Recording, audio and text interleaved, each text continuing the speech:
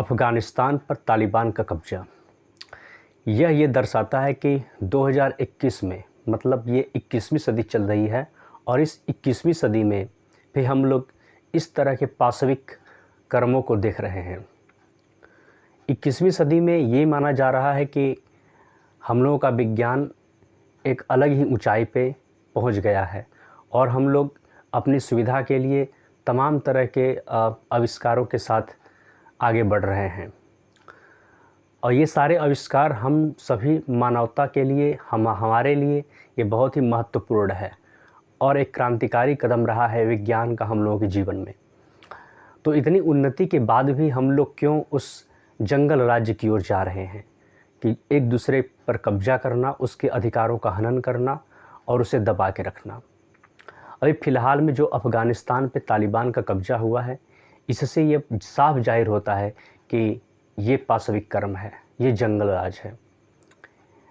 तो आखिर यह जंगल राज्य क्यों हो रहा है, इसके पीछे का कारण हमें समझना पड़ेगा। आप देखें कि जो मनुष्य का दिमाग इतना बड़ा रिसर्च कर रहा है, खोज कर रहा है, उसके अंदर ये सब कुछ है कि वो कुछ भी कर सकता है, वो अपने को बुलंदियों तक पहुंचा सकता है। लेकिन उसके अंदर एक दूसरी प्रवृत्ति ये भी है कि वो एक दूसरे को गिराना चाहता है, एक दूसरे पर कब्जा करना चाहता है, हावी होना चाहता है। इसका मतलब कि उसके अंदर एक पशु प्रवृत्ति भी है, एक राक्षसी प्रवृत्ति भी है।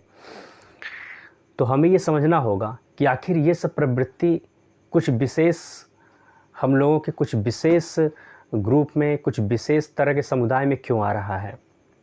उसके पीछे कारण ये है कि उनको शिक्षा ऐसी मिल रही है, कहीं न कहीं उनका एक समुदाय कुछ अलग तरह का पठन पाठन और एक अलग तरह के समूह में रहते हुए उसी तरह का वो संगत कर रहे हैं।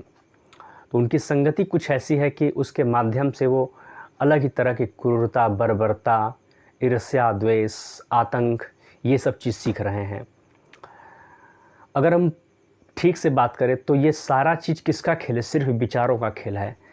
विचारों के अंदर में, मस्तिष्क के अंदर में कुछ ऐसे ऐसे विचार डाल दिए जाते हैं जिसको बोलते हैं इंस्टॉल किया जा रहा है, जिससे कि व्यक्ति की अलग ही प्रोग्रामिंग हो रही है, उसकी अलग ही कोडिंग हो रही है दिमाग की, बचपन से उसे सिखाया जा रहा है। इस तरीके से विज्ञान की उन्नति के बाद भी जब व्यक्ति इस तरह की चीज़ों को व्यक्ति को सिखाता है तो व्यक्ति उस विज्ञान का सहारा लेकर के पाशविक प्रवृत्तियों के साथ आगे बढ़ता है और वह विज्ञान हम सभी के लिए, हमारे इस मनुष्य समुदाय के लिए वो अभिशाप बन जाता है।